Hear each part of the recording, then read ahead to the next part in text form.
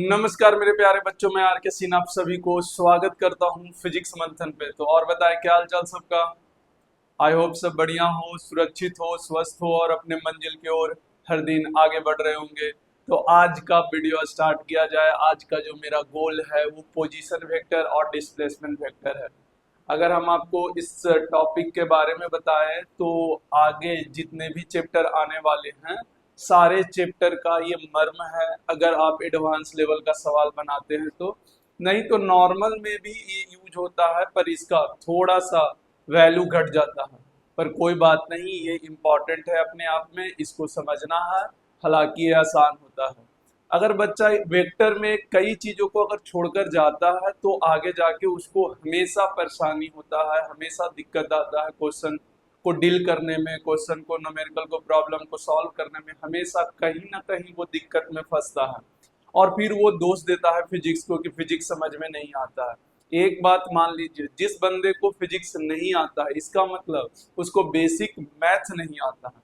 अगर उसको basic math आता है तो फिजिक्स का कोई भी चैप्टर को वो आसानी से समझ सकता है। तो सिंपल सा हम लोग स्टार्ट करते हैं पोजीशन वेक्टर।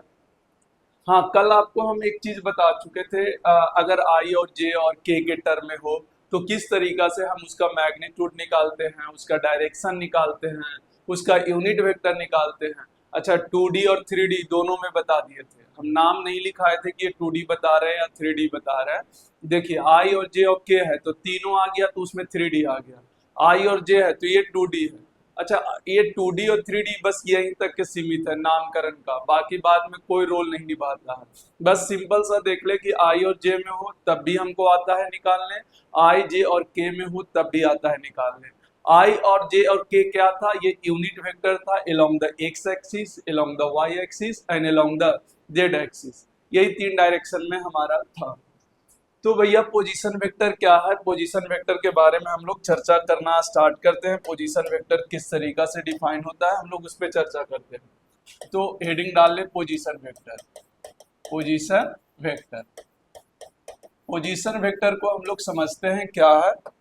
ठीक है, हाँ भाई, पोजीशन वेक्टर, अच्छा नाम से ही पता चल रहा है, अगर आप लोग समझ पा रहे हैं तो ये नाम से ही बताना चाह रहा है कि किसी भी पार्टिकल का पोजीशन बताना है, मतलब लोकेशन बताना है।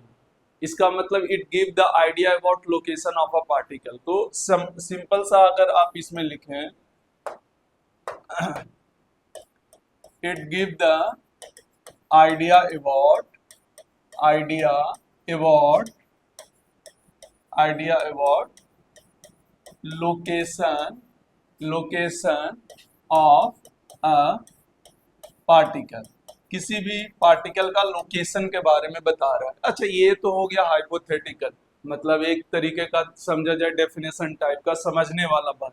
यहाँ पोजीशन वेक्टर क्या बताता है? तो किसी भी पार्टिकल का एग्जैक्ट लोकेशन बताता है कि वो कहाँ है। पर मैथमेटिकली कैसे करे, इसको किस तरीका से करे?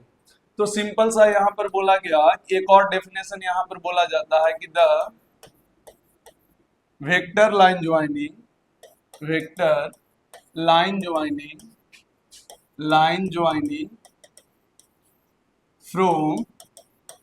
फ्रॉम ऑरिजिन, जो हम रेफरेंस लेंगे, origin to the point, origin to the point, मतलब जिस पॉइंट का अगर हमको पोजीशन वेक्टर निकालना है बस उसको ऑरिजिन से ज्वाइन कर दो, वेक्टोरियली ज्वाइन करना है, बस इतना ध्यान रखना है। अच्छा, ये क्या हो रहा है सर, ये कैसे हो रहा है? अभी समझ में आएगा। हम बोले ना, जब भी हम स्टार्ट करते हैं बिल्कुल बेसिक से स्टार्ट करते हैं, फिर धीरे धीरे आपको समझ में आना स्टार्ट हो जाएगा। तो सिंपल सा vector line joining from origin to the point, जिस पॉइंट को निकालना है ऑरिजिन से ज्वाइन कर दो। ये ऑरिजिन क्या है? ऑरिजिन हमारा एक तरीके का बोला जाए रेफरेंस पॉइंट है। जैसे फॉर एग्जांपल आप मान लीजिए कि आपको आपके घर से कॉल आया, पापा ने कॉल किया और बोला कि बेटा कहाँ हो, तो आप कहीं ना कहीं रेफरेंस लेंगे और बोलेंगे कि यहाँ से आप टर्न हो जाइए और यहाँ के बाद 200 मीटर आइएगा इस जगह से, हम वहाँ पे आपसे मिल जाएंगे। तो कहीं ना कहीं आप रेफरेंस लेते हैं। वैसे ही फिजिक्स में जो रेफरेंस लिया जाता है वो ऑरिजिन को लिया जाता है। एक्स वाई जेड जहाँ पे एक दूसरे से मीट करता है उसको हम लोग क्या कहते हैं? ऑरिजिन कहते हैं। तो यहाँ पर बस वही काम किया जा रहा है, एक्स वाई जेड ही रेफरेंस पॉइंट है, रेफरेंस एक्सिस है और ओरिजिन रेफरेंस पॉइंट है जहां से डायरेक्ट बताया जा सकता है कि सीधा यहां से यहां आ जाए। फॉर एग्जाम्पल मान लेते हैं consider a particle, consider a particle A whose coordinate जिसका कोऑर्डिनेट दे रखा है, coordinate x1 comma y1 comma z1, ये कोऑर्डिनेट दे रखा है। अब ए से पूछा जा रहा है कि भैया तुम कहाँ हो, और ए कहाँ पर है वो अपना बता चुका है x1 y1 z1 पे, तो आप उसका पोजीशन वेक्टर निकाल कर बताना। अच्छा, क्वेश्चन पूछने का भी पैटर्न ऐसा रहेगा, अगर सिंपल सा पोजीशन वेक्टर आपसे पूछता है तो बता देगा कि वो उसका कोऑर्डिनेट क्या है, तभी आप बता पाएंगे पोजीशन वेक्टर है। पर ऐसे नॉर्मली ऐसा होता नहीं है। क्यों नहीं होता है? क्योंकि आप जब क्वेश्चन सॉल्व कर रहे हैं तो उसके बीच में एक पार्ट होता है जो पोजीशन वेक्टर हमारा यूज होता है। जनरली जब आप वेक्टर से बाहर निकलते हैं तो अदर चैप्टर में जैसे ही जाते हैं तो जब भी आपसे पोजीशन वेक्टर होगा तो वो डायरेक्ट पोजीशन वेक्टर नहीं पूछता है, वो सिंपल सा आपसे क्या पूछेगा, कोई क्वेश्चन पूछेगा, उस क्वेश्चन के अंदर में किसी पार्ट में बस वो यूज होगा पोजीशन वेक्टर ऐसे होता है। पर अभी हम पढ़ रहे हैं तो निकालना सीखेंगे। तो consider a particle A whose coordinate कितना हो गया x1 y1 z1। तो अगर आप इसको निकालना चाहें, ध्यान से देखिए, अब थोड़ा सा आएगा थ्योरी में मजा। मान लेते हैं हमारा अपना रेफरेंस पॉइंट तो लेना पड़ेगा एक्स वाई जेड, तीन एक्सिस हो गया, तीनों परपेंडिकुलर है। हम इसके बारे में पिछले क्लास में बता चुके हैं, तीनों परपेंडिकुलर होता है, तीनों के तरफ जो यूनिट वेक्टर होता है वो क्या क्या होता है, इन सारी बातों पे हम चर्चा ऑलरेडी कर चुके हैं। अच्छा, यहाँ पर बोला गया, इसको थोड़ा सा हटा रहे हैं, ये वाला चीज को थोड़ा हटा रहे हैं। ऐसा क्यों कर रहे हैं आपको अभी समझ में आएगा। अच्छा, मान लेते हैं हमारा पार्टिकल यहाँ पर है जिसका कोऑर्डिनेट है x1 y1 और z1, ये तीन कोऑर्डिनेट है। अब यहाँ पर बाय डेफिनेशन क्या बोला गया है कि the vector line joining from origin to the point. तो जब भी आपको पोजीशन वेक्टर निकालना हो, ऑरिजिन क्या होता है, जहां पर तीनों एक्सिस आपस में मीट हो रहा हो, तीनों एक्सिस जहां पर मीट होता है उसी को हम क्या कहते हैं, ऑरिजिन कहते हैं। तीनों को क्या कहते हैं, ऑरिजिन कहते हैं।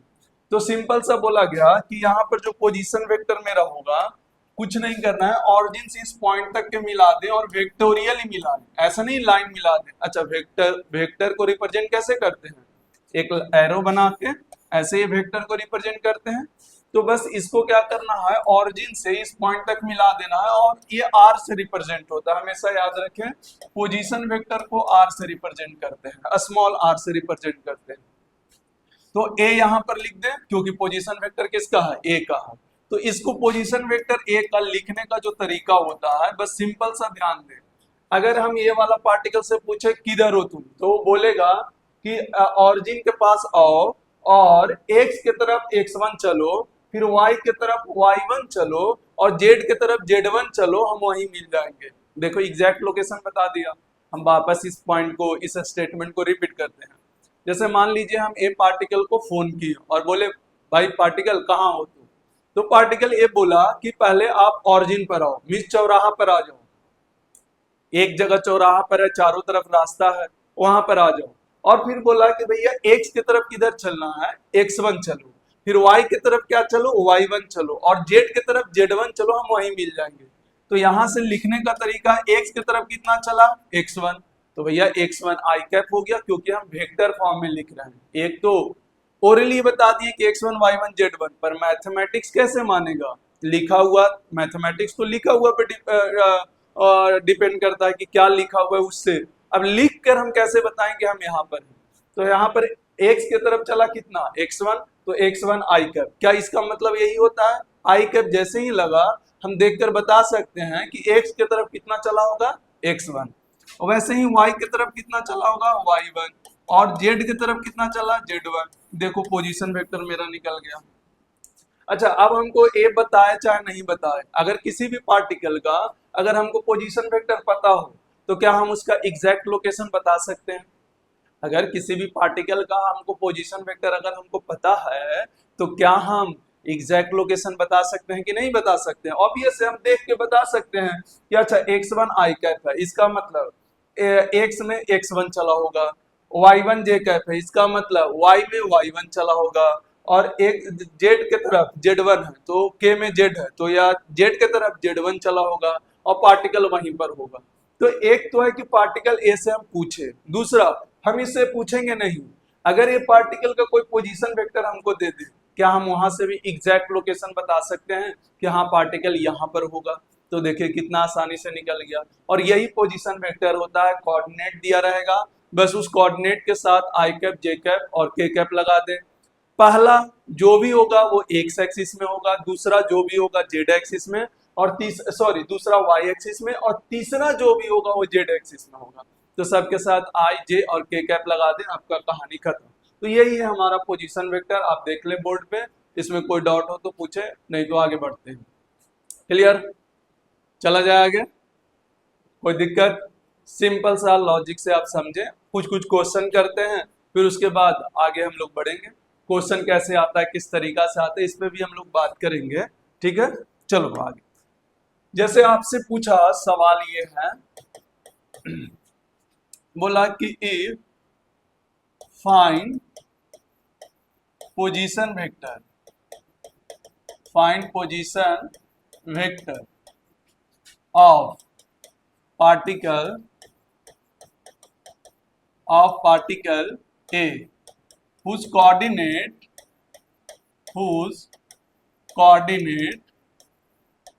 दे दिया 2, 4, -3, 2, 4, -3। देखो हर बार बोल रहे हैं, अगर जब भी आपसे पोजीशन वेक्टर पूछेगा आपको कोऑर्डिनेट देगा पार्टिकल का कोऑर्डिनेट कहाँ है, किस जगह पे आपको देगा। अच्छा, अब आपको फिगर बनाने का जरूरत नहीं है, यहाँ से आपको डायरेक्ट लिखना है। आर वेक्टर से हमारा पोजीशन वेक्टर को रिप्रेजेंट होता है, इसमें कोई डाउट नहीं होना चाहिए। हाँ भाई, बोला जाए आर वेक्टर से, क्लियर है? अच्छा, आर वेक्टर निकालना, पहला एक्स में होता है तो 2i कैप लगा दो, दूसरा y में होता है तो 4j कैप लगा दो, और तीसरा z में होता है तो -3k कैप लगा दो। हमारा पोजीशन वेक्टर निकल गया, यही मेरा आंसर हो गया। अब इसमें कोई डाउट हो तो बताओ। देखो ये बहुत लल्लू सा टाइप का चीज है। हाँ, इसका जब हमारा एप्लीकेशन यूज होता है, मतलब इसका अप्लाई जब हम करते हैं किसी क्वेश्चन में, तो बच्चा को फिर हवा तक नहीं लगता है। हाँ, पढ़ने वाला बच्चों को तो लगेगा, ऑब्वियस है, वो शुरू से अगर मेहनत करते जा रहा है तो लगेगा। लेकिन जिन बच्चों को अभी ये आसान लग रहा है या ऐसा लग रहा है कि ये सर लल्लू सा है, ये सब क्या है, दम है, आपको आगे पता चलेगा। आप अगर आप पहले से 11th पढ़ चुके और ये वीडियो देख रहे हैं तो वो सारे बच्चों को पता होगा कि कई बार हम चीजों को देखकर इग्नोर कर देते हैं कि ये बहुत आसान है, नहीं भूल पाएंगे। लेकिन जैसे ही हम आगे जाते हैं तो वो जब यूज होता है तो वहां पर यह हवा तक नहीं लगता। इसीलिए इसीलिए हम बार बार बोलते हैं, छोटा से छोटा चीज को भी सम्मान दो बड़े से बड़े कॉन्सेप्ट को बनाने के लिए। जब तक छोटे को कॉन्सेप्ट को आप सम्मान नहीं देते हैं, आप उसको इग्नोर करेंगे, तब तक आपको बड़ा से बड़ा क्वेश्चन नहीं सॉल्व होगा। तो इस बात को हमेशा ध्यान में रखें।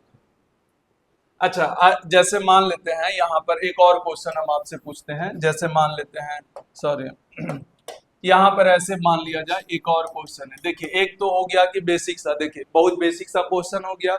आपको कोई पॉइंट देगा, उस पॉइंट का कोऑर्डिनेट देगा, आपको क्या निकालना रहेगा, पोजीशन वेक्टर। दूसरा क्या होता है, आपको दिमाग से सोच के कोऑर्डिनेट पता करना होता है, पोजीशन वेक्टर निकालना होता है। जैसे मान लेते हैं ये एक्स है और ये हमारा क्या है, वाई है।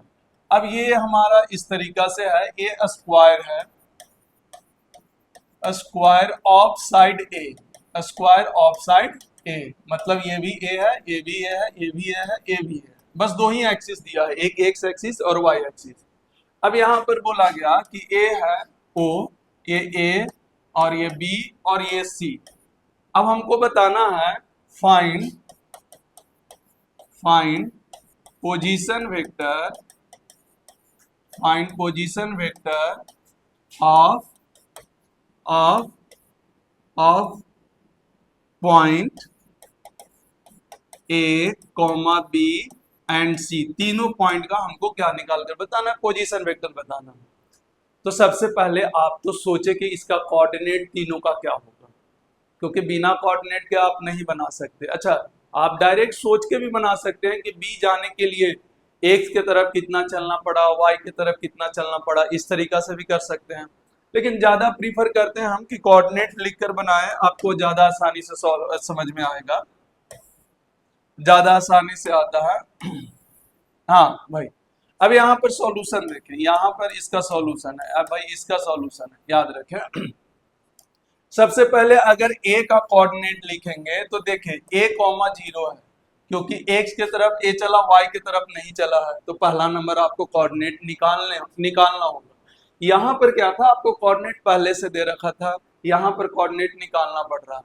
अच्छा, यहाँ पर कॉमा b का कोऑर्डिनेट बताएं, b का, तो x की तरफ a चला, y की तरफ a ही चला, तो a, a।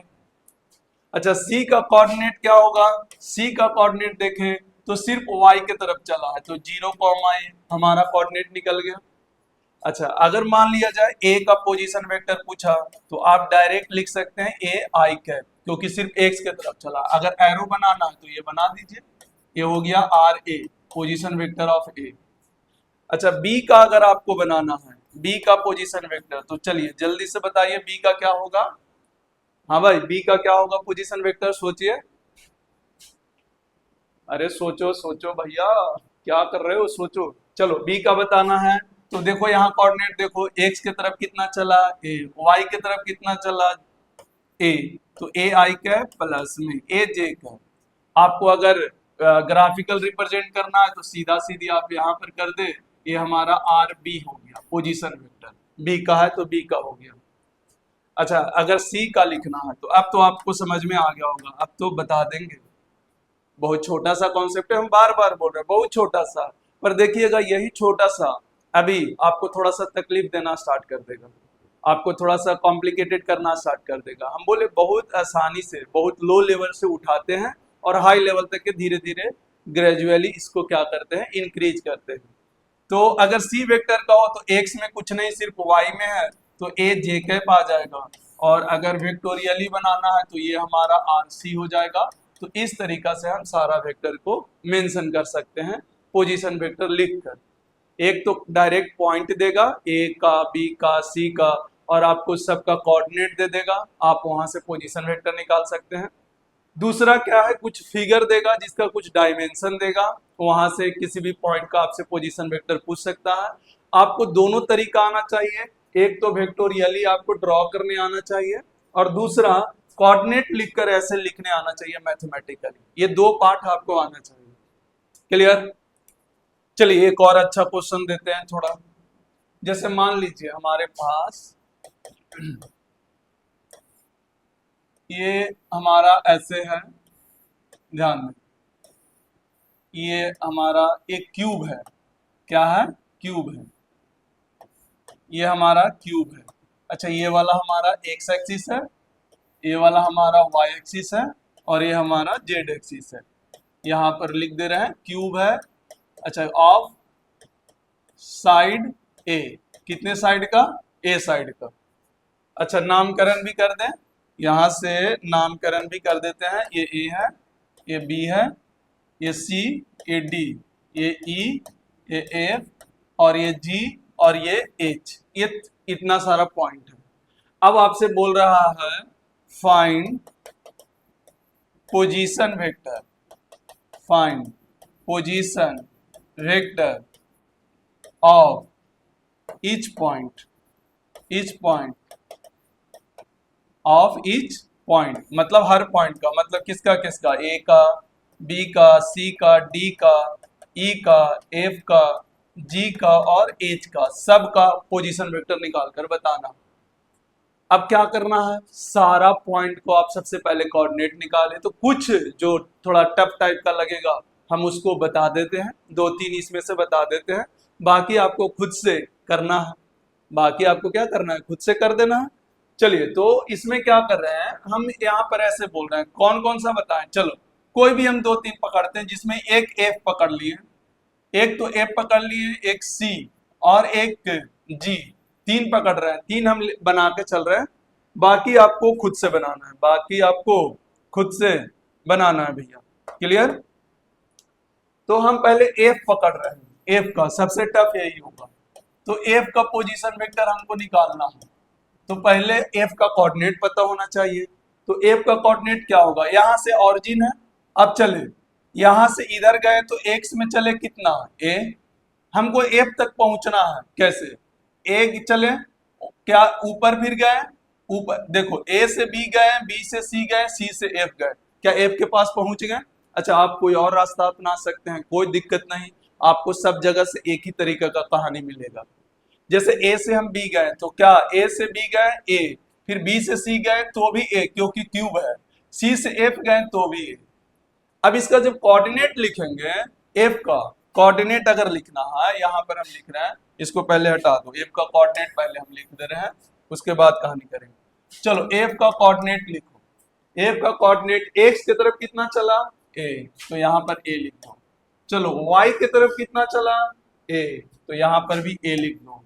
अच्छा जेड की तरफ सी से जब एफ आएगा तो किधर आएगा, जेड की तरफ, तो यहां पर भी हो गया ए, तो क्या कोऑर्डिनेट मिल गया।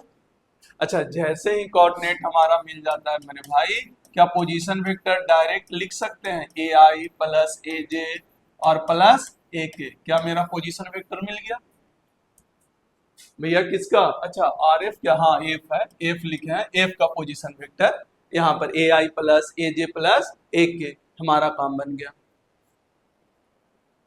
अरे आ रहा है समझ में, देखो बहुत छोटा सा कॉन्सेप्ट है, हाँ ये बहुत बड़ा बन जाता है आगे क्वेश्चन में, इसीलिए थोड़ा प्रैक्टिस करवा रहे हैं, अदरवाइज कोई शौक नहीं था इसको प्रैक्टिस करवाने का।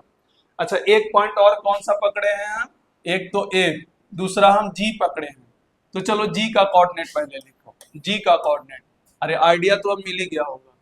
चलो ए से एच गए और एच से जी, या ए से बी गए और बी से जी, आप ऐसे भी आ सकते हैं, कोई दिक्कत नहीं है।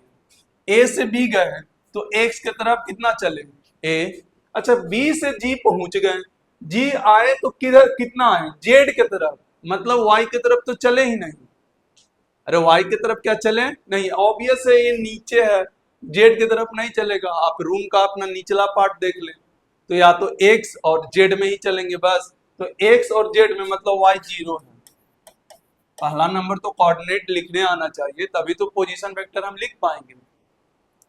भैया एक्स की तरफ कितना चला ए, बी से जी आए तो जेड की तरफ कितना चला ए, अच्छा आप तो पोजीशन वेक्टर लिखना आसान हो गया, तो ए आई कैप और जे कैप तो है ही नहीं, तो ए के कैप हमारा आंसर हो गया, ये हमारा क्या हो गया आंसर हो गया।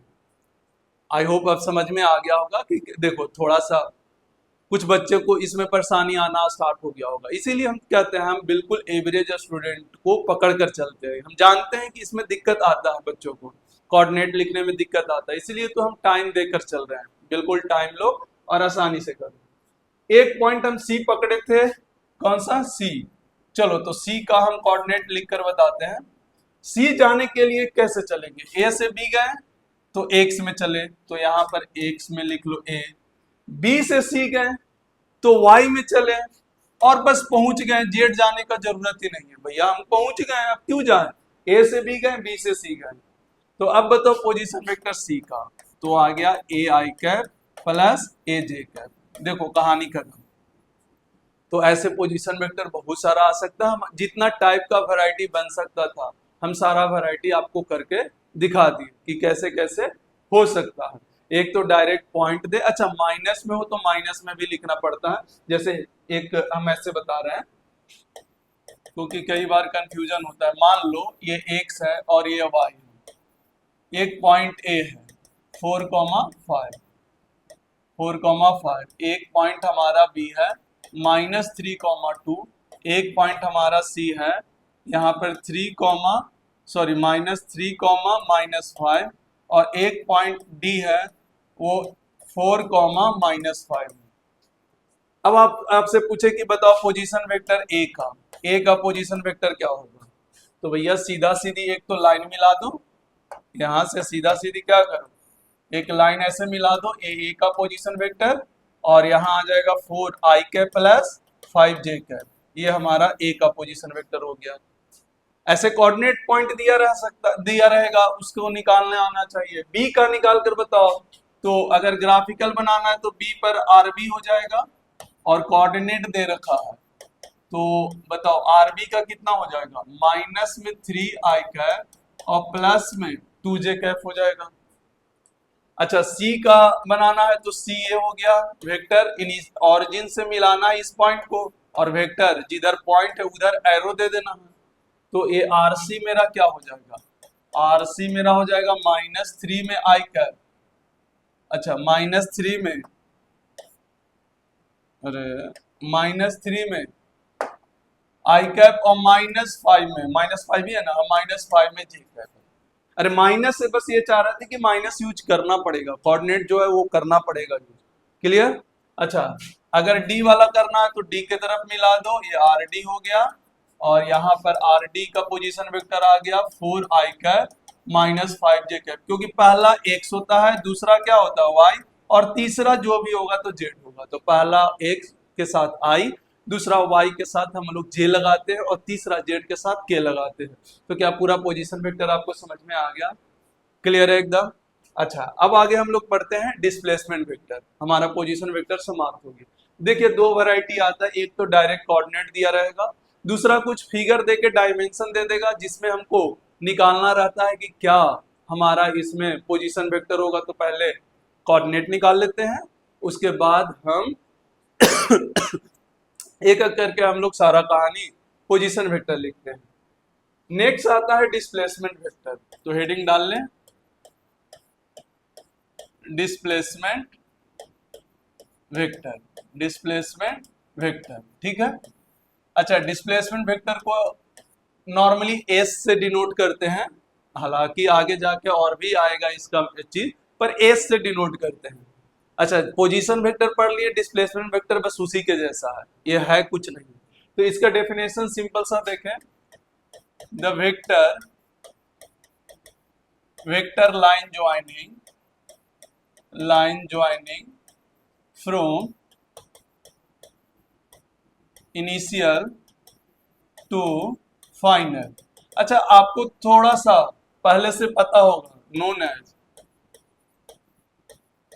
Displacement vector, known as displacement vector, इसको क्या कहेंगे, डिस्प्लेसमेंट वेक्टर कहेंगे। अच्छा आपको थोड़ा सा पहले से पता भी होगा, डिस्प्लेसमेंट कुछ नहीं होता है, इनिशियल से फाइनल के बीच का जो शॉर्टेस्ट दूरी होता है उसी को डिस्प्लेसमेंट कहते हैं। हालांकि हम उस पर अभी जा नहीं रहे हैं, उतना ज्यादा अभी हम लोग को जाना नहीं है, आएंगे जब काइनेमेटिक्स में आएंगे पूरा बवाल मचाएंगे। डिस्प्लेसमेंट वेक्टर बहुत जबरदस्त चीज है, क्वेश्चन भी बहुत आता है, तरह तरह का हर वैरायटी का क्वेश्चन इसमें कराएंगे। अभी तो फिजिक्स से स्टार्ट भी नहीं हुआ मेनली रूप से देखा जाए, काइनेमेटिक्स से थोड़ा थोड़ा स्टार्ट होता है, फिर न्यूटन लॉ से फिर हम लोग मेन फिजिक्स में इंटर कर जाते हैं। तो vector line joining from initial, देखो वेक्टर लाइन ज्वाइनिंग फ्रॉम कहां से, इनिशियल से फाइनल। भैया डिस्प्लेसमेंट तो तभी आएगा ना जब एक जगह से दूसरा जगह जाएगा। यहाँ पर क्या था, पोजीशन वेक्टर में क्या था, पार्टिकल एक जगह खड़ा था, उसका बस लोकेशन बताना था। डिस्प्लेसमेंट वेक्टर में क्या होता है, कोई पार्टिकल को एक जगह से दूसरा जगह जाना पड़ेगा, एक जगह से जब दूसरा जगह जाएगा तभी डिस्टेंस या डिस्प्लेसमेंट आएगा। पर हम अभी डिस्टेंस का बात नहीं कर रहे हैं, हम लोग सिर्फ बात क्या कर रहे हैं, डिस्प्लेसमेंट का बात कर रहे हैं।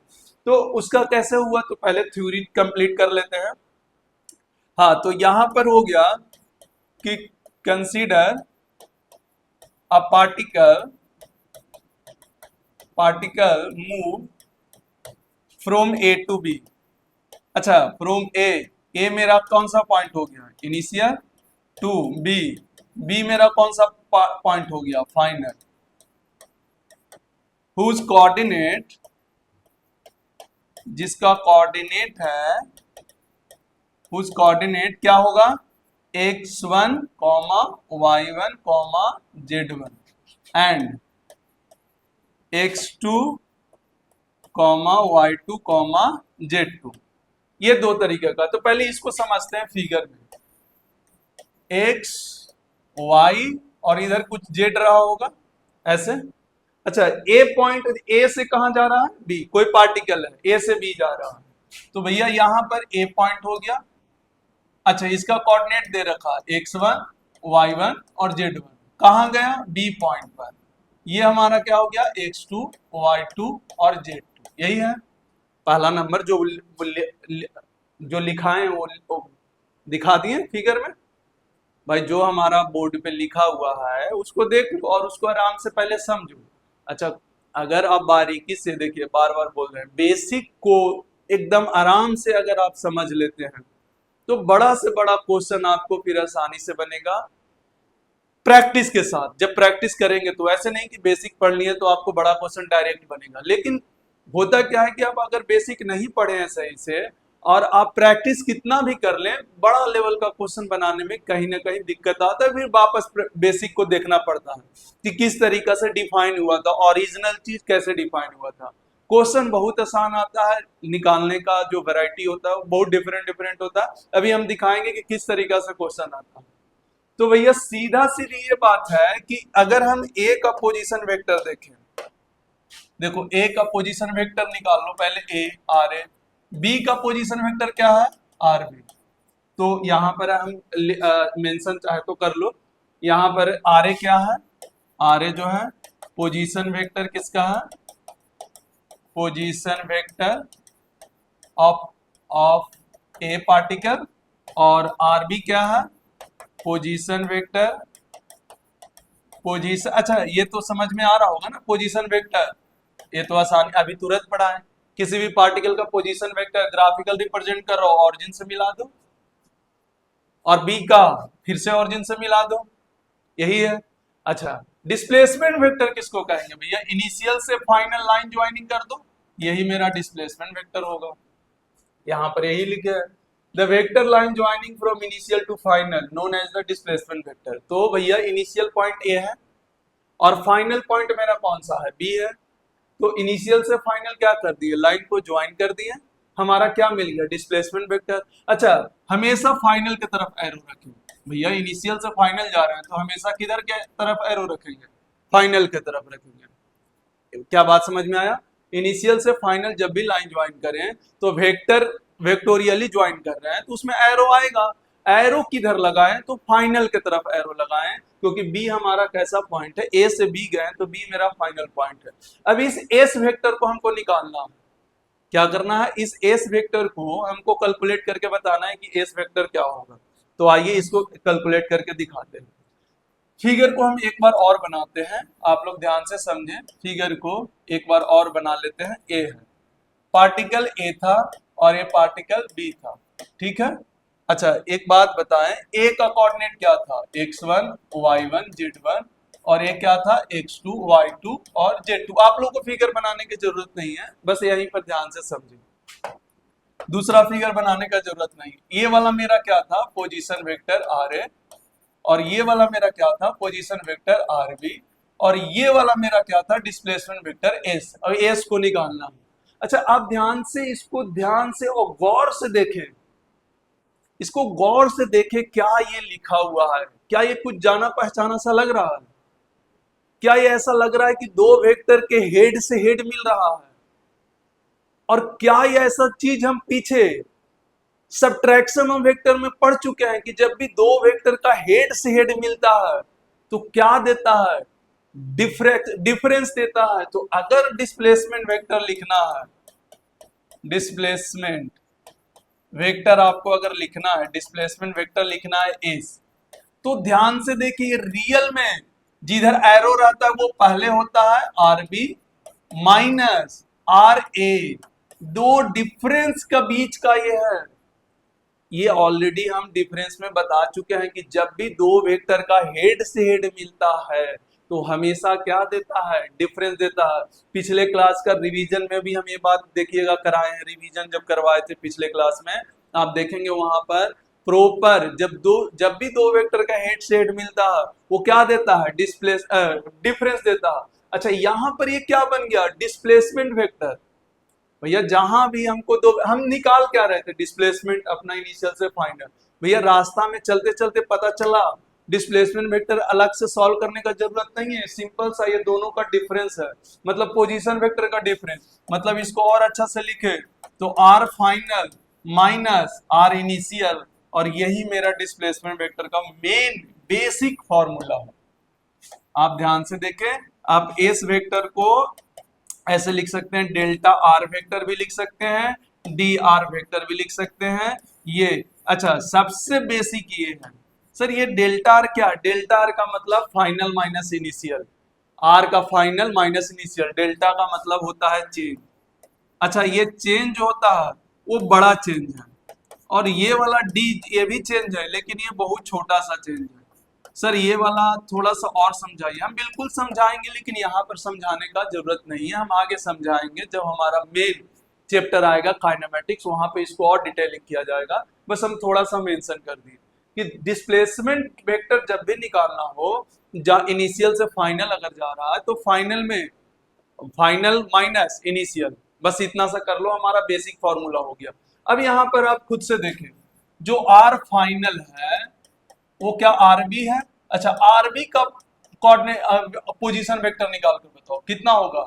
x2 I cap, y2 J cap and z2 के कैप। देखिए देखना स्टार्ट कीजिए कैसे यूज होना स्टार्ट भी हो गया। हम पोजीशन वेक्टर अभी थोड़ा देर पहले पढ़ाएं, देखिए पोजीशन वेक्टर यूज स्टार्ट हुआ। हम निकाल क्या रहे हैं? पोजीशन वेक्टर के डिस्प्लेसमेंट, डिस्प्लेसमेंट पर बीच में क्या यूज हो जा रहा है? Position vector. तो उसमें क्या दिक्कत है? अच्छा आर इनिशियल तो जहां से चला था, कहां से चला था? ए से, तो ये है x1 I cap, x2 J cap and x3 sorry, अरे सॉरी भैया सॉरी, ये क्या लिख दिया? हाँ यहां से y1 J cap and z1 के कैप। अब भैया सिर्फ वैल्यू पुट कर दो यहां और यहां, हमारा डिस्प्लेसमेंट वेक्टर तैयार है। इसको थोड़ा सा छोटा करके साइड में ला रहे हैं, थोड़ा सा छोटा कर रहे हैं, साइड में ला रहे हैं यहाँ पर इसको लिखने के लिए।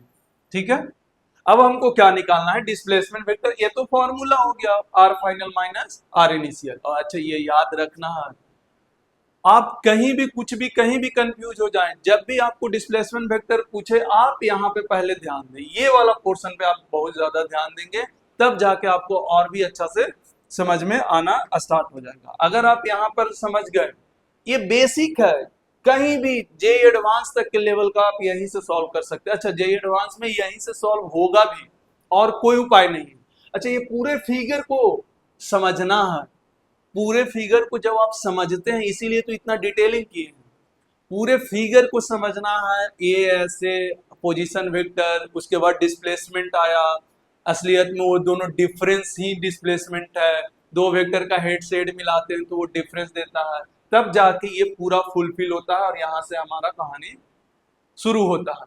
अच्छा अब हमको एस निकालना है, तो भैया एस जब निकालेंगे तो क्या होगा? आर फाइनल माइनस क्या आएगा? R initial. चलो तो एस आर फाइनल कितना है? तो लिखो x2 आई कैप, y2 जे कैप और z2 के कैप, माइनस माइनस को हम नीचे लिख दे रहे हैं, यहां पर लिख दे रहे हैं x1 आई कैप, y1 जे कैप और z1 के कैप। अच्छा आपको हम एडिशन और सब्ट्रैक्शन बता चुके हैं आईजे में, सीधा सीधी आई आई वाला को एक साथ जोड़ो या घटाओ, जे जे वाला को एक साथ जोड़ो या घटाओ, या के वाला को जोड़ो या घटाओ, बात बराबर है। तो यहां से जो मेरा डिस्प्लेसमेंट वेक्टर आएगा, आई आई वाला को एक साथ कर दो तो क्या x2, और ये माइनस में हो जाएगा, अंदर जाएगा तो पूरा माइनस में, तो x2 माइनस x1 आई कैप। अच्छा यहाँ से आएगा y2 माइनस y1 जे कैप, और आएगा z2 माइनस z1 के कैप, यहाँ से देख लीजिए। अच्छा इसको अगर मान लीजिए थोड़ा नजर नहीं आएगा तो आप इसको थोड़ा नीचे लिख लें, यहाँ पर ये वाला जे कैप है एंड प्लस में z2 माइनस z1, यहाँ से आ गया के कैप। हमारा देखिए आई जे के कैप में आ गया। क्या इसके बाद हम सारा चीज सॉल्व करना जानते हैं कि कोई भी वेक्टर अगर आई और जे और के में हो तो क्या हम इसका मैग्नीट्यूड निकालना जानते हैं? मैग्नीट्यूड होगा क्या? x2 माइनस x1 का स्क्वायर, आई के पास जो भी रहता है उसका स्क्वायर, प्लस क्या y2 माइनस y1 का square and z2 minus z1 का स्क्वायर। ऑलरेडी हम बता चुके हैं, इसका यूनिट वेक्टर निकालना है तो इसी का वेक्टर और इसी का मैग्नीट्यूड से डिवाइड कर देते हैं। अरे भाई ये तो आ गया, ये तो फिर पुराना आ गया, हमको मेन यहाँ तक लाना था डिस्प्लेसमेंट वेक्टर को आई जे के टर्म में। अच्छा ये तो थ्योरी टाइप का, एक तो ये वाला याद रखे R final minus R initial, कैसे आया यहाँ से फिगर से समझे। हालांकि न्यूमेरिकल में हम इतना ज्यादा दिमाग नहीं लगाते, थ्योरी पढ़ा रहे थे, बेसिक पढ़ा रहे थे, बेसिक को हम नहीं छोड़ते हैं। न्यूमेरिकल का फंडा अलग होता है, डायरेक्ट हम लोग सॉल्व कर लेते हैं, सीधा सीधी बात है। तो पहले यहां तक देख लें और इसमें कोई डाउट हो तो पूछे। कोई भी डाउट किसी को रहे आप कमेंट में लिखे और उसको हम सुधार करेंगे, बिल्कुल करेंगे, क्योंकि आपके लिए ही ये चालू किया गया है, आप सब के लिए चालू किया गया है, तो बिल्कुल सुधार किया जाएगा। आराम से ही पढ़ाया जाता है, आप ध्यान से देखें और समझे इस चीज को। तो कोई भी चीज है तो इसमें कोई डाउट है तो बताए, और नहीं तो लिखे जल्दी से, इसको लिखे जल्दी। तो भैया हमारा थ्योरी समाप्त। अब आते हैं न्यूमेरिकल पे, डिस्प्लेसमेंट वेक्टर पे। अब क्या होता है, हम सिंपल सा जान गए कि ए से कहां जाना है। ए से हमारा जाना है इनिशियल से फाइनल, कुछ भी ए से बी। इसका कोऑर्डिनेट रहेगा x1 y1 z1, इसका कोऑर्डिनेट रहेगा x2 y2 और z2, ऐसे रहेगा।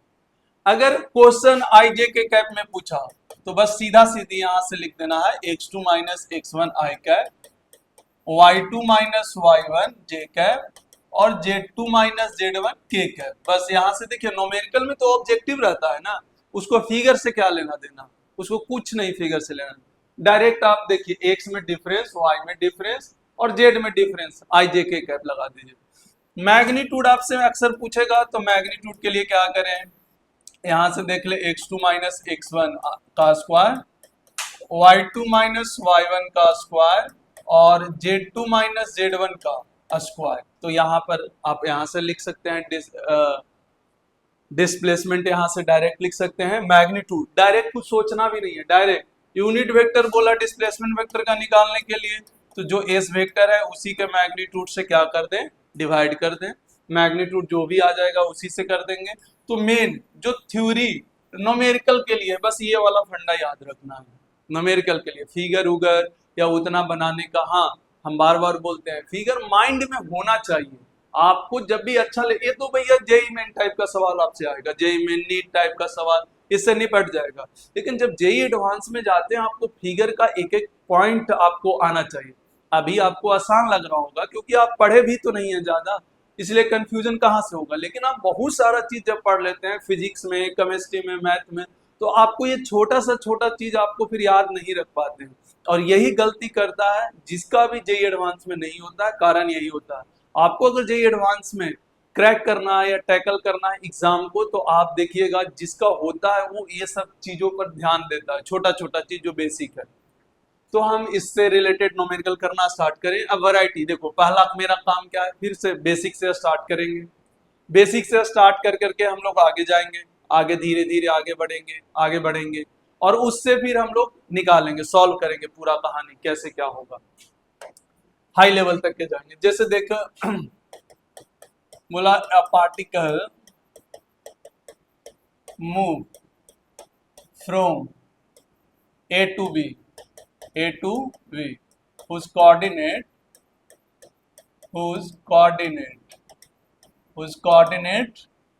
2, 4, 5 and 3, 6, 9 respectively। क्या बात समझ में आ गया? अच्छा, then find displacement vector, then find.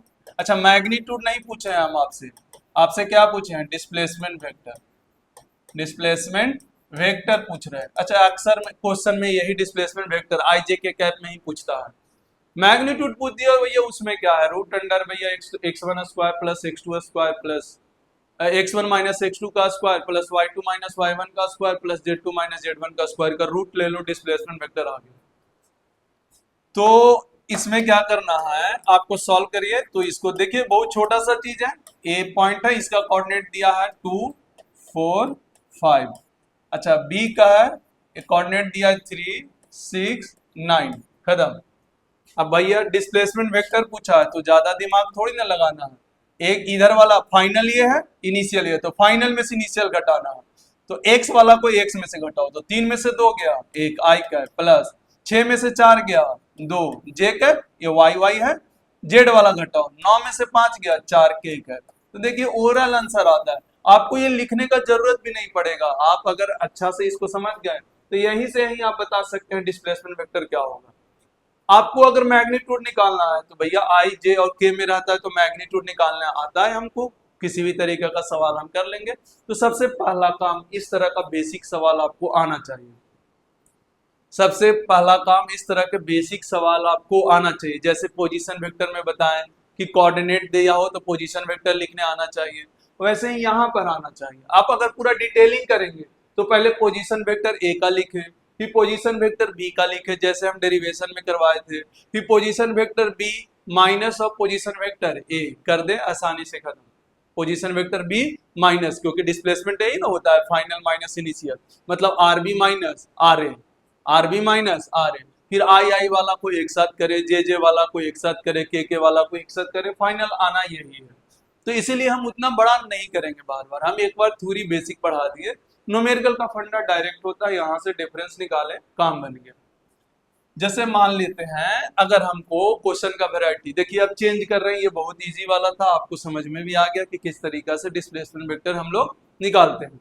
थोड़ा सा वैरायटी हम लोग चेंज करते हैं, थोड़ा सा वैरायटी चेंज कर रहे हैं कि मान लीजिए आपका ये x है और ये y है। अब हमारे पास एक स्क्वायर है जिसका साइड 4 है, 4 मीटर है, स्क्वायर है, ए बी सी डी ले लो ना, A B C D, square of side 4, करा इफ a particle move from D to C, D to particle move कहाँ, D to C, कहाँ से कहाँ गया है, D से C गया है।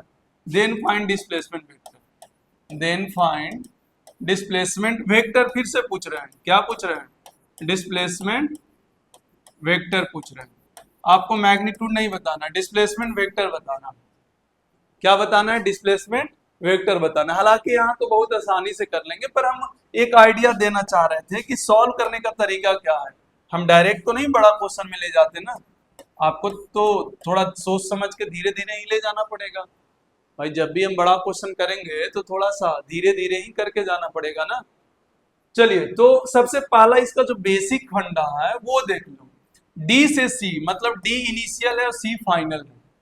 अच्छा, डी का कोऑर्डिनेट बताओ, डी का कोऑर्डिनेट है वाई में सिर्फ 4, एक सूक्ष्म नहीं तो 0,4। ये कोऑर्डिनेट आपको लिखने आना चाहिए, ये कोऑर्डिनेट लिखने आना चाहिए, तब पोजीशन वेक्टर लिखाएगा, तब डिस्प्लेसमेंट वेक्टर लिखाएगा। सी का कोऑर्डिनेट देखे तो एक्स की तरफ भी 4 और वाई की तरफ भी 4, इधर भी 4 इधर भी 4, ये सी का कोऑर्डिनेट और डी का कोऑर्डिनेट। अब भाई डिस्प्लेसमेंट वेक्टर तो डायरेक्ट लिखना जानते हैं, एक्स वाला को डिफरेंस 4 आई कैप, वाई वाला का डिफरेंस करेंगे तो 0 आ जाएगा, तो मेनली यहाँ से क्या आ गया, 4 आई कैप। तो यहाँ से ऐसे भी देख सकते हैं कि डी से सी जाने में डिस्प्लेसमेंट कितना का है, 4 का है। पर ये बना सकते थे क्वेश्चन आसानी से, पर हम क्वेश्चन को अभी नहीं बता रहे हैं, अभी आपको एक मेथड बताना चाह रहे हैं कि कहीं भी अगर फिगर का टाइप का हो और अटपटा सा क्वेश्चन दे रखा हो तो आपको दोनों पॉइंट का सबसे पहले कोऑर्डिनेट लिख देना है, और उसके बाद कोऑर्डिनेट लिखने के बाद आप जानते हैं कि अगर कोऑर्डिनेट दिया हो तो डिस्प्लेसमेंट वेक्टर को हम कैसे सॉल्व करते हैं, फिर आपका आसानी से क्वेश्चन सॉल्व हो जाएगा। जैसे एग्जांपल के लिए हम आपको बता रहे हैं कि मान लीजिए आपके पास एक क्यूब है, ऐसे ये आपके पास, ये मान लीजिए ये आपका क्यूब नहीं, क्यूबाइड लेते हैं, बार बार क्यूब नहीं ले रहे हैं, ये है क्यूबाइड, ये हमारा x है, ये हमारा y है और ये हमारा क्या है, z है। ये क्यूबाइड है ऑफ साइड 1 2 3, मतलब ये लेंथ है। अच्छा हाँ, ये वाला लेंथ ले लो, ये वाला हाइट ले लो और ये वाला विड्थ ले लो। मतलब ये अगर यहाँ पर थोड़ा सा क्वेश्चन और अच्छा सुधार रहे हैं, A B C D E F G H ऐसे है, तो ये बोला लेंथ यहाँ पर ये 1 मीटर है, ये वाला 2 मीटर है और ये वाला 3 मीटर है, ऐसे क्यूबाइड है, ये वाला क्या है, क्यूबाइड है। अब इसका लेंथ 1 2 3 दे दिया है, एक लेंथ है, ब्रेथ है और हाइट है। अब बोल रहा है क्वेश्चन यहां से, पहला question, if particle move from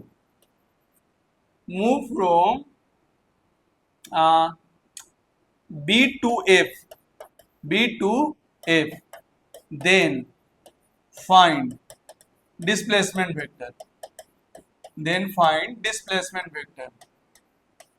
Then find displacement vector.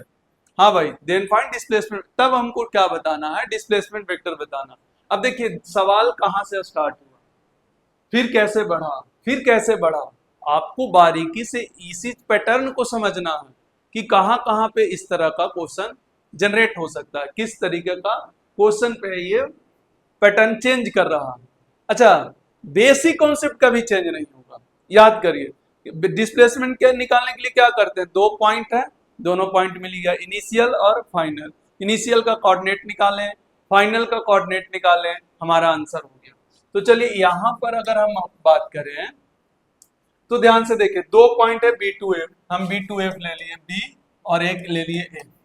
चलो B का कोऑर्डिनेट बता दो, B का कोऑर्डिनेट बताओ। तो भैया B का कोऑर्डिनेट सिर्फ x की तरफ चला, यही ना, सिर्फ x की तरफ चलने पर मिल गया, मतलब ये हो गया 1,0,0, खत्म, कोऑर्डिनेट खत्म। अच्छा, आपको F जाना है तो x की तरफ 1, y की तरफ 2 और z की तरफ 3 चलना पड़ेगा, x y z। तो अगर आप इसका देखेंगे, x की तरफ 1, y की तरफ 2 और z की तरफ 3 चला, कोऑर्डिनेट इसका मिल गया।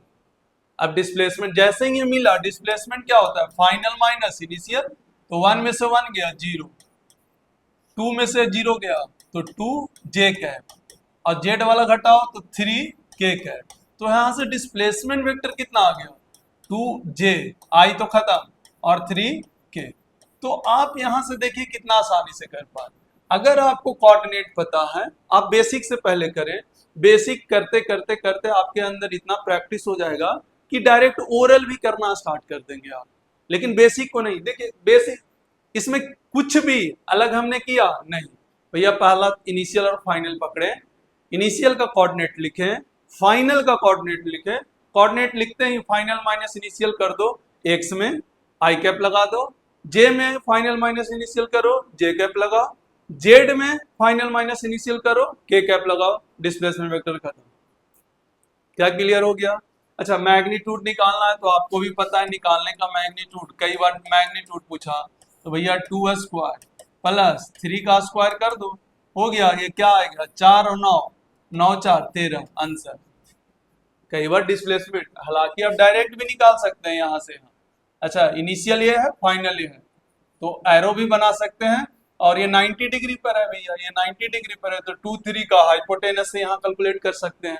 पर हम ये कैलकुलेशन और इस तरह का चीज में जा नहीं रहे हैं, हम डिस्प्लेसमेंट वेक्टर को सीख रहे हैं कि किस तरीका से हम चीजों को कैलकुलेट करेंगे।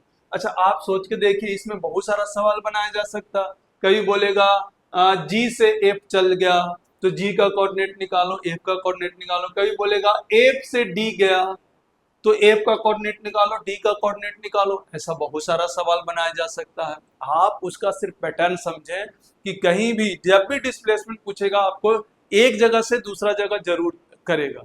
जैसे मान लो एससी वर्मा में एक क्वेश्चन है मच्छरदानी वाला, कि एक कॉर्नर से चिट्टी हिलता है और बोलेगा कि मिनिमम टाइम कवर करे कि ये अपोजिट कॉर्नर पर पहुंच जाए, मिनिमम लेंथ कवर करे, अपोजिट कॉर्नर पर पहुंच जाए।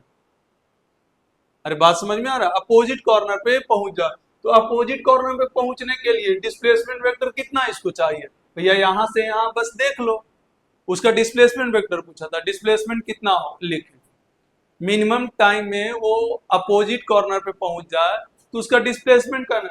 एक तो है कि इधर से आएगा, एक मक्खी है सॉरी उड़ने वाला, इधर से जाएगा तो थोड़ा टाइम लगेगा। इसको टाइम कम कब लगेगा, जब यहाँ से उड़ के डायरेक्ट यहाँ चला जाए, मतलब यहाँ से यहाँ जाना, मतलब ये डिस्प्लेसमेंट वेक्टर हो गया।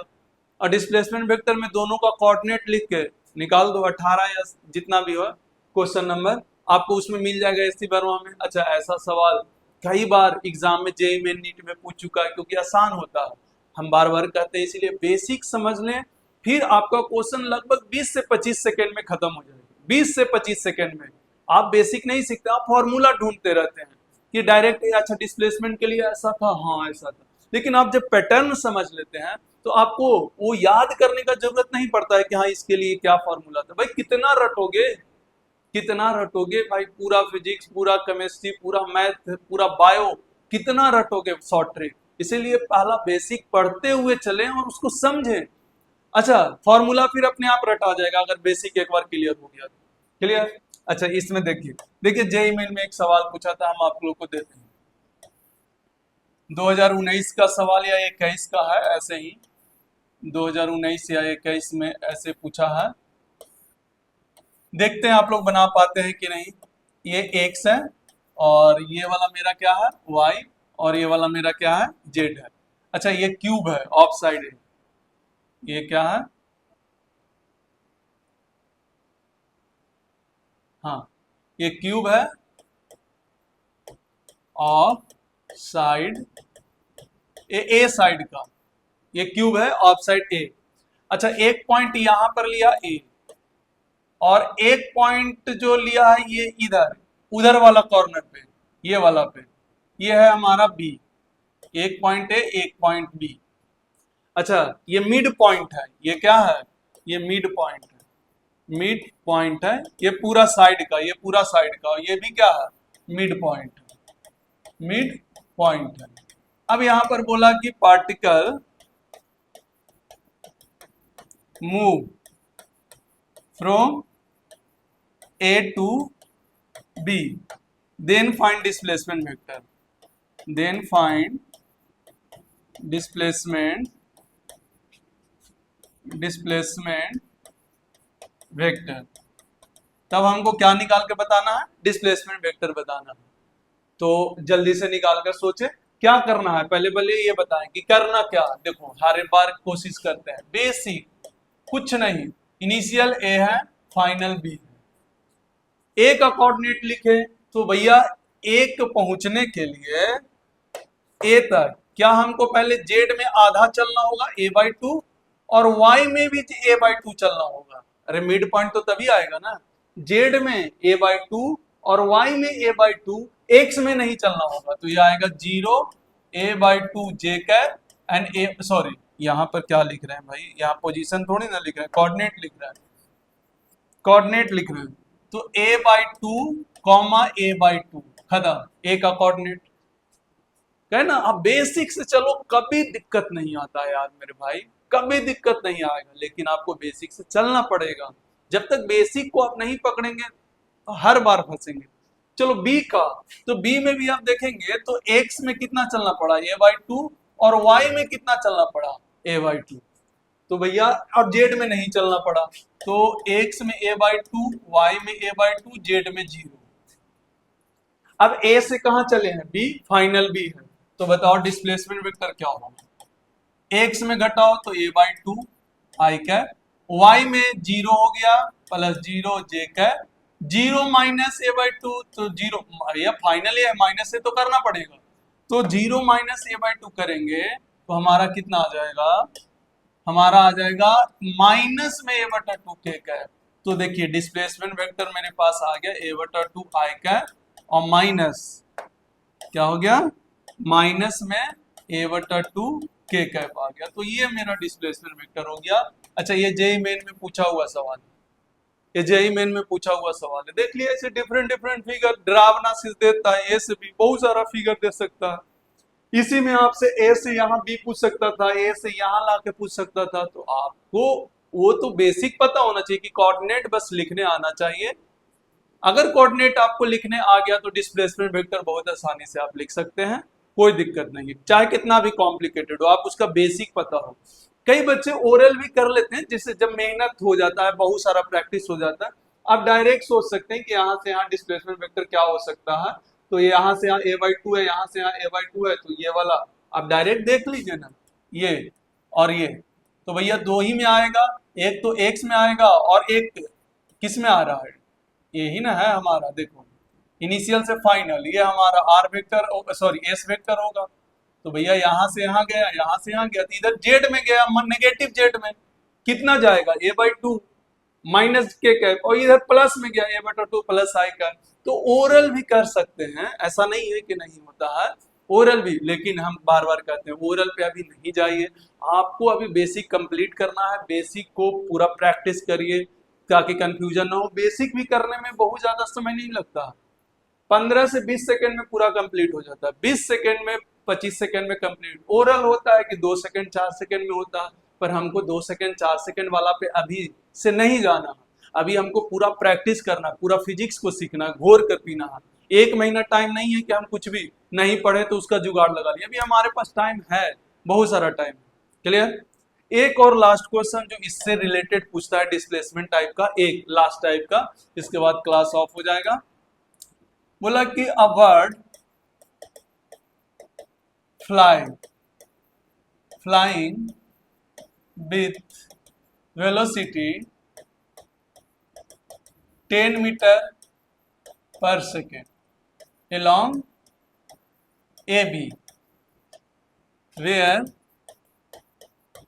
A 2,4,5 है and B 5,6,9 है, 5,6,9 है, थोड़ा अच्छा से इसको 5,6,9, ठीक है। देन फाइंड वेलोसिटी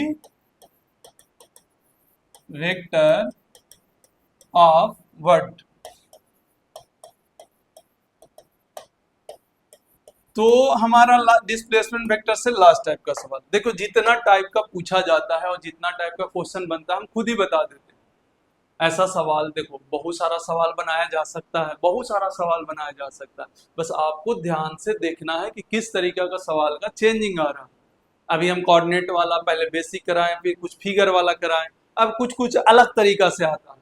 जैसे यहाँ पर सवाल क्या पूछा गया, देखिए बोला है कि पार्ट एक चिड़िया है जो ए से बी की ओर फ्लाई कर रहा है, ए से बी की ओर ये फ्लाई कर रहा है, ऐसे फ्लाई कर रहा है, कितना स्पीड से? 10 मीटर पर सेकंड से। हाँ थोड़ा फिगर गंदा है, कोई बात नहीं, पर ध्यान से समझे। ये फ्लाई कर रहा है एक किधर से किधर? 10 मीटर पर सेकंड से। तो इसका वेलोसिटी वेक्टर पूछ रहा है, तो सर वो दिया हुआ है, ये नहीं दिया हुआ है भैया, ये तो सिर्फ मैग्नीट्यूड है। वेलोसिटी वेक्टर का मतलब क्या होता है?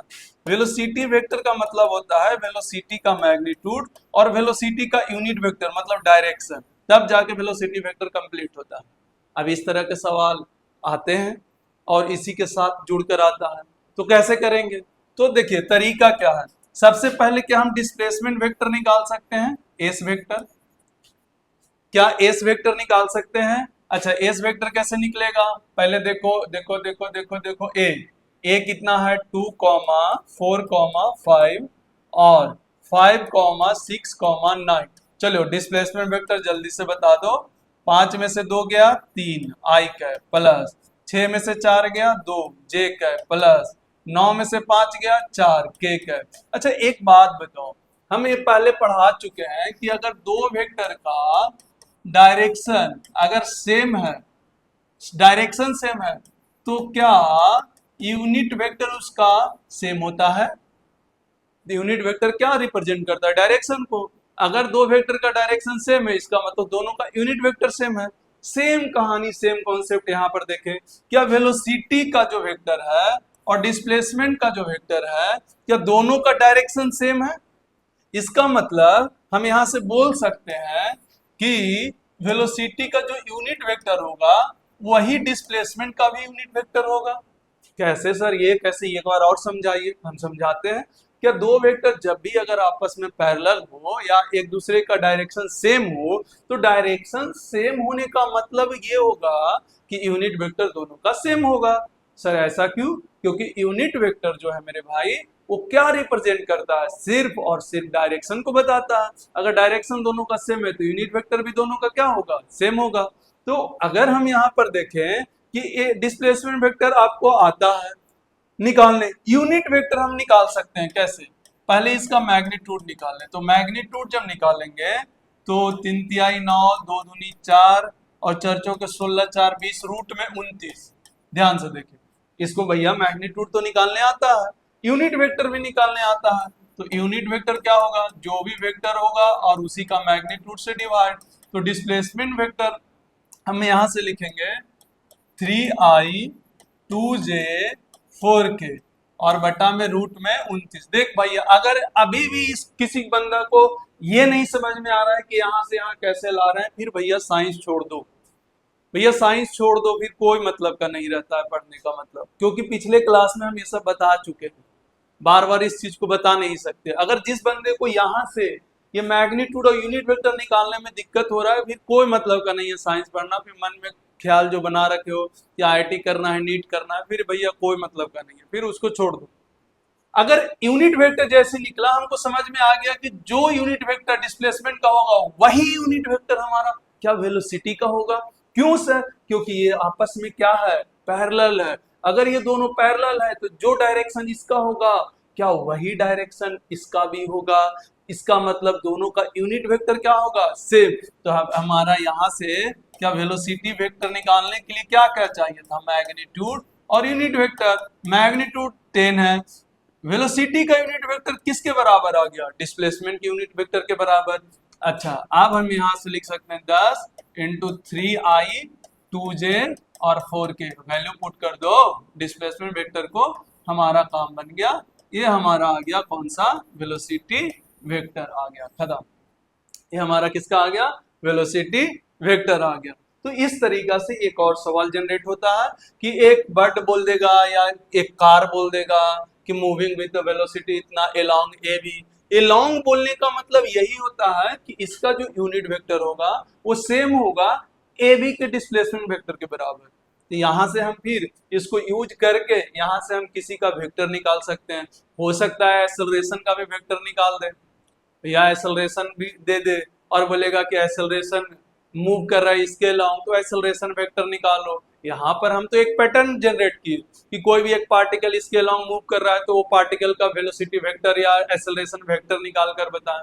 तो सिंपल सा इसमें बस एक लॉजिक है कि इसी के अलावा मूव कर रहा है, इसका मतलब इसका जो यूनिट वेक्टर होगा वो इसके यूनिट वेक्टर के बराबर होगा, क्योंकि डायरेक्शन दोनों का सेम है। तो आज का मेरा गोल समाप्त हुआ।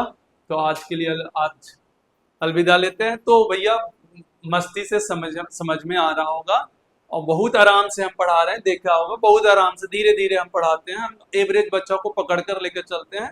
हाँ, क्वेश्चन का लेवल हम कम नहीं करते हैं, बस यही चीज है कि आप लोग को अगर ऐसा लग रहा है कि थोड़ा टफ है तो नहीं, टफ नहीं है, ये धीरे धीरे आपको समझ में आएगा। पहला बेसिक तो पढ़ाते हैं, फिर धीरे धीरे हम उसको उठाते हैं, धीरे धीरे लेवल उठाते हैं, बाद में और भी अलग अलग तरीका से क्वेश्चन आपको डिस्कशन कराया जाएगा। तो इसके लिए टेंशन फ्री रहे। हाँ, आप अभी जाकर आप एक काम कर सकते हैं, एससी वर्मा का सवाल जितना एडिशन टाइप का होगा, आई जे कैप से रिलेटेड ये सब होगा। अभी कंपोनेंट जैसा चीज जब भी आए आप उसको छोड़ दें, प्रोडक्ट जैसा चीज आए अभी उसको छोड़ दें, बाकी आप सारा क्वेश्चन कर सकते हैं। आपको मेंशन भी कर देंगे अगले क्लास में। तो क्लियर, बाकी समझ में आ गया, क्लियर? चले तो बाकी के अगले क्लास में मिलते हैं। Okay, bye.